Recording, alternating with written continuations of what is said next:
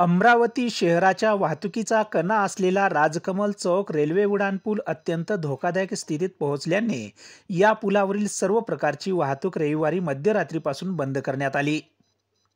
त्यामुळे इरविन चौक ते राजापेठ या रस्त्यावर सोमवारी अभूतपूर्व वाहनाची कोंडी झाल्याने अमरावतीकरांना आठवड्याच्या पहिल्याच दिवशी मनस्तापाला समोर जावे लागले।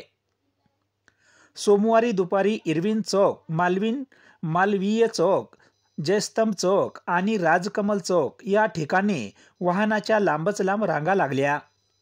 वाहतुकीचे नियोजन पूर्णपणे कोलमडून गेले। वाहतूक पोलीस मूकदर्शक बनले। या मार्गावर 2 रुग्णवाहिका देखील अडकून पडल्या होत्या। बरेच परिश्रम घेऊन त्यांना वाट मोकळी करून देण्यात आली। राजकमल आणि जयस्तंभ या 2 चौकांना रेल्वे स्थानक तसेच हमालपुरा या 2 मार्गांना जोडणाऱ्या रेल्वे उड्डाणपुलाचे बांधकाम 1963 मध्ये करण्यात आले होते।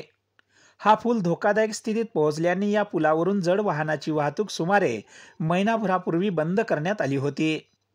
पण काल अचानक प्रशासनाने या पुलावरून सर्व प्रकारची वाहतूक बंद करण्याचा निर्णय घेतला। पदचाऱ्यांनाही या पुलावरून ये-जा करण्यास मनाई करण्यात आली आहे। महादूत न्यूजसाठी अनिरुद्र उगले, अमरावती।